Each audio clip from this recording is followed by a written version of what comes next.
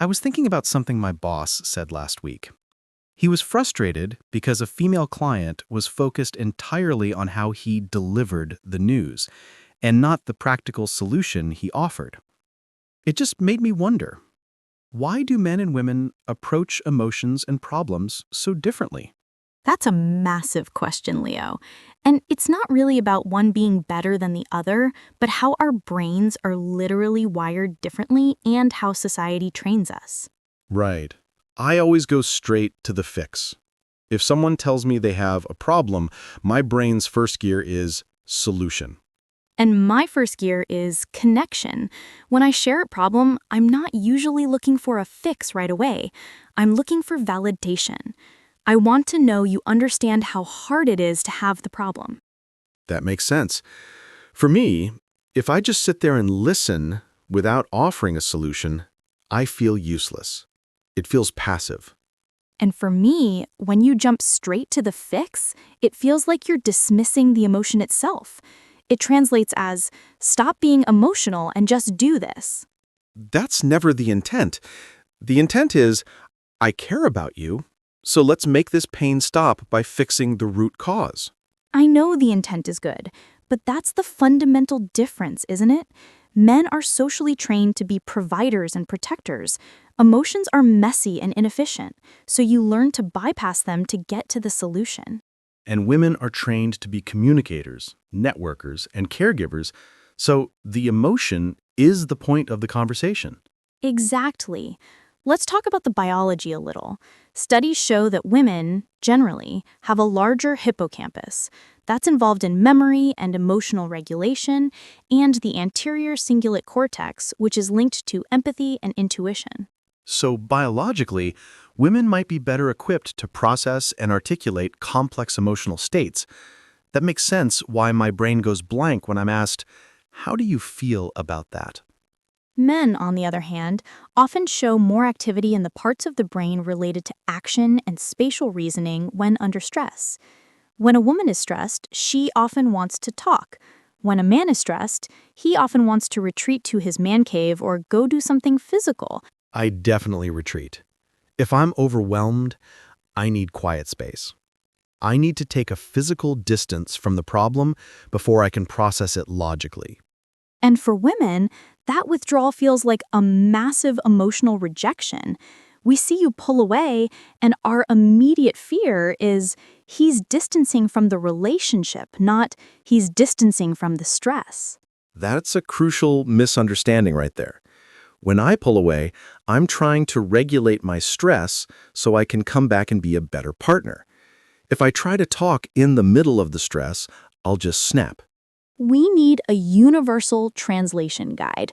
Like when you say, I need an hour, what you really mean is, my brain is overloaded, I'm regulating my systems, and I will be back at 7 p.m. to discuss this calmly. Precisely. And when you say, I'm so upset about this thing that happened at work, you mean, please give me 10 minutes of uninterrupted listening, and then you can offer one suggestion, but only if I ask. That would save so many unnecessary arguments. Let's look at the communication style too. When women communicate, they often use what's called rapport talk. It's about building intimacy and emotional closeness through sharing details and matching experiences. And I use report talk. It's direct, factual, and aims to convey information efficiently, like a bulletin. So if I tell you about a horrible day and you respond with, that happened to me once and I just did X, I hear, my experience is more important and I'm interrupting your flow. And I intend, I hear you, I relate to you, and I have a successful precedent for solving this problem, which I am now sharing as a sign of connection. The same words, totally different emotional interpretations. That's the beautiful, maddening complexity of it. Let's shift to the societal pressures, the nurture part. For men, what is the biggest emotional barrier you feel? I think the biggest pressure is the expectation of emotional control and resilience. You're taught, subtly and overtly, that sadness and fear are weaknesses. Anger is acceptable maybe because it's a power emotion, but vulnerability is seen as dangerous. That's the reason why men often express sadness through anger or withdrawal. They don't have the safe language for it. We don't. We're told to man up, to shake it off. If I admit I'm deeply stressed or sad, I feel like I'm letting down my friends, my family, and my partner. I'm forfeiting my role as the reliable pillar. That's a terrible burden because bottling those emotions doesn't make them disappear, it just makes them explode later in an unhealthy way. Exactly. And for women, what's the pressure? The pressure is to be the emotional caretaker and to prioritize connection above all else. We're expected to be highly empathetic, smooth over conflict, and manage everyone's feelings in the room. So you're constantly performing emotional labor, even if it exhausts you. Yes, if I express anger too directly, I'm immediately called hysterical or too emotional or a nag. The acceptable emotions for women are generally sadness, happiness, and nurturing concern. Anything strong or aggressive is pathologized. So men are penalized for vulnerability, and women are penalized for strength. We're both forced into a narrow emotional script. It's toxic for both sides. It means men often suppress natural empathy and women suppress natural assertiveness. How does that show up in conflict? Because that's where the biggest explosions happen. When we fight, I usually want to talk until every single feeling is laid out, processed, and mutually understood. I want closure through verbal connection. And I want a timeout. I need to stop the conversation, lower my heart rate, and analyze the facts of the conflict. I see talking endlessly as pouring gasoline on the fire. But when you ask for a timeout, especially if you walk away without a clear return time, it feels like abandonment. I worry you'll never come back or that you'll forget how important the issue is.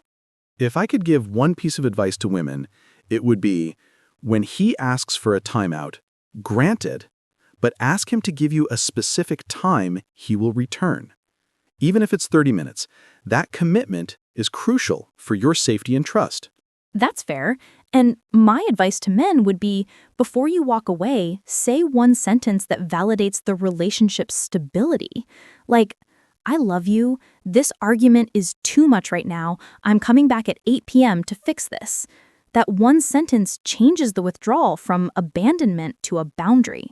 That simple validation removes the relationship fear and leaves just the conflict fear. That's doable.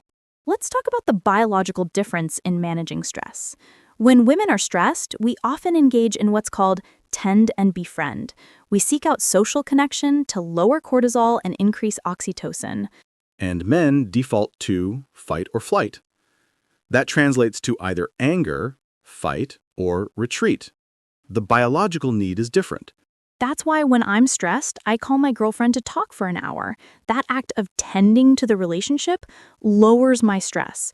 If you try to tell me to just relax or go for a jog, it feels like you're missing the point of my stress response. And when I'm stressed, I need to solve a mechanical problem, play a strategic game, or hit the gym. That shifts the focus from the emotional stressor to a controllable physical or logical task. That's my form of tending to the problem. So we need to respect the other person's biological path to calm, even if it's alien to our own. You go fix the thing, and I'll go talk the thing out. We also need to understand the difference in language use when we talk about feelings. When a woman says, "I feel like you never listen to me," she's often not literally saying never. She's using hyperbole to express the intensity of the feeling right now. It's emotional shorthand. It means I feel unheard in this specific moment, and that feeling is intense. But a man's brain often locks onto the word never. We hear it as a factual error, and our focus shifts from addressing the feeling to defending the record. That's not true. I listened to you for 2 hours on Tuesday. And that defensive response immediately invalidates the underlying feeling of being unheard. We don't want a transcript review. We want empathy for the present feeling. We need to mentally filter out the hyperbole and just respond to the core emotion. It sounds like you feel really unheard right now, and that must be frustrating. That is the gold standard response. It's validation first, facts second. So much of this confusion comes down to lack of permission. Men need permission to be vulnerable, and women need permission to be assertive and to prioritize their own peace without feeling like they're failing at their caretaking duties. And we need to give that permission to each other. We need to create a relationship space where there are no male or female emotions, just human emotions. It takes practice, because every time I try to talk about a deep fear, I feel this ancient cultural barrier rising up telling me I'm being weak. And every time I try to assert a clear boundary and a firm voice, I feel the fear of being labeled difficult or overly demanding. We're navigating generations of conditioning. It won't change overnight. But recognizing the conditioning is the first step.